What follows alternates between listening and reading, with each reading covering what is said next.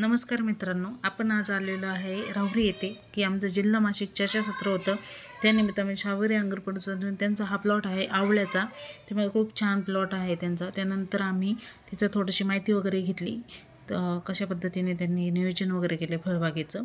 त्यानंतर थोडं फोटोसेशन केल्यानंतर मी गेलो त्यांच्या प्लांटमध्ये. तिथं जांभळाचा ज्यूस बनवण्याचं काम चालू होतं, बॉइलिंग चालू होतं. त्यानंतर तिथल्या ज्या महिला म्हणजे ओनर आहेत त्यांनी आम्हाला माहिती दिली, त्यांच्या मिस्टरांनी त्यांनी कसं ते ज्यूस बनवता, कसं त्याचं पॅकिंग वगैरे करता.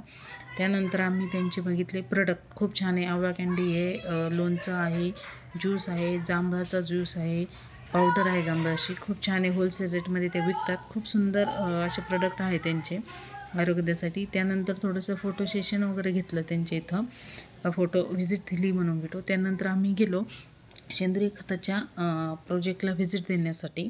त्यानंतर आतमध्ये घुसलो, गाडी वगैरे पार्किंग केली. त्यानंतर तिथं आम्हाला माहिती घेण्यासाठी आम्ही म्हणजे तिथले एक डॉक्टरेट सर आहेत का ते सगळं नियोजन बघतात सेंद्रिय खताचं. त्यांनी खूप त्यांचा प्रोजेक्ट केव्हापासून चालू झाला आहे, ते काय इनोव्हेटिव्ह करताय ते सांगितलं. तुम्ही अवश्य भेट द्या. आपल्या शेतीसाठी खूप गरजेचे म्हणजे खूप गरजेच्या माहिती किंवा खूप आवश्यक माहिती त्यांच्याकडे भेटून जाईल. तुम्ही जाऊन कधी भेटू शकता. त्यानंतर त्यांनी सेंद्रिय खतावरती कंट्रोल प्लॉट किंवा कंट्रोल झाडांचे वेगवेगळे डेमो बनवले आहेत, ते पण बघितले. त्याच्यामध्ये त्यांनी सफरचंद झाड पण लावलेले. हे बघू शकता तुम्ही सफरचंद. याला फळं आले होते ह्यावर्षी आणि त्याला फुलधारणा झालेली आहे. छोटे छोटे फळं पण आले होते, त्यांनी ते सांगितलं आहे आम्हाला. त्यानंतर आम्ही गेलो त्यांच्या गोठ्यामध्ये, गावगोठा. तिथं 3 प्रकारच्या गाव आहेत. एक डांगी थारपारकर आणि दुसरी आपली याची, तिचं नाव नाही आठवते मला, पण खूप म्हणजे हे 3-4 प्रकारचे ब्रीड आहेत. ही डांगी आहे, ही थारपारकर आहे. ही 9 लिटर दूध देते 1 टाईमला तिचं. आणि ही डांगी आहे, हिचं हे बघा ॲक्टिवनेस एकदम म्हणजे बांधावर खूप सुंदर आहे. त्यानंतर आम्ही गेलो गांडूळ खताच्या युनिटला, का तिथं गांडूळ खत पण बनवलं जातं. गांडापासून वर्मी वॉश बनवलं जातं गांडूळपासून. त्यानंतर वेगवेगळे प्रकारचे अर्क बनवले जातात, खेकडा अर्क, मासा अर्क.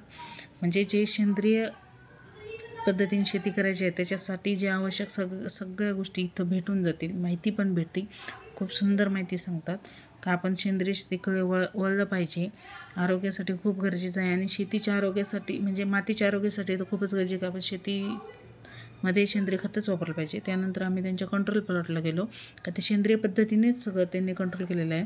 तिथं भेंडी पीक लावलेले, 1:4 रेशो धरला आहे. 4 ओळी भेंडीच्या, 1 ओळ कोथिंबिरीची. त्याच्यामध्ये त्यांनी भेंडीला कीटकनाशकाचा प्रयोग केला आहे होऊ नये म्हणून. त्याच्यानंतर आम्ही आजूला प्लान केलं. ते आजूला आपण कोंबडे खतासाठी खूप चांगलं वापरतो. बघू शकता कसं त्यांनी डेव्हलप केलं आहे. त्यानंतर हे बघा इथं पुढं शेणापासून बनवले त्यांनी शेणापासून कोरडी डायरेक्ट शेणखत तयार केलं आहे, ओल्या शेणापासून शेणखत. त्यानंतर हे वेगवेगळे पॉट बनवून ठेवले, का ते आपण रोपटं लावलं तर प्लास्टिक पिशवून लावलं तर त्याच्यामध्ये लावा, का ते डायरेक्ट प्लांटेशन करता येईल. त्यानंतर आम्ही गेलो पुढं बांबू प्रोजेक्टला. हा MPKVचा खूप छान प्रोजेक्ट आहे. बांबू लागवड केली जाते, इथं रोपटं पण भेटतील.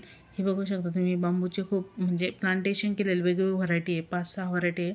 त्यातली टुटला व्हरायटी खूप जास्त म्हणजे हाय डेन्सिटीसारखे तिचे बांबू प्रोडक्शन होतं आहे. ही टुडला व्हरायटी आहे त्याच्यामध्ये. आणि त्याच्यानंतर पुढं गेलो तर इमारत पूर्ण कोरपड लावलेली आहे त्यांनी.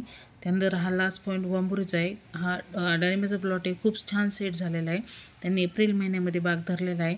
खूप सुंदर बाग आहे, मे महिन्यामध्ये बाग धरलेला आहे. खूप सुंदर फळधारणा झाली आहे आणि सेट बाग आहे त्यांचा डाळिंबाचा. खूप सुंदर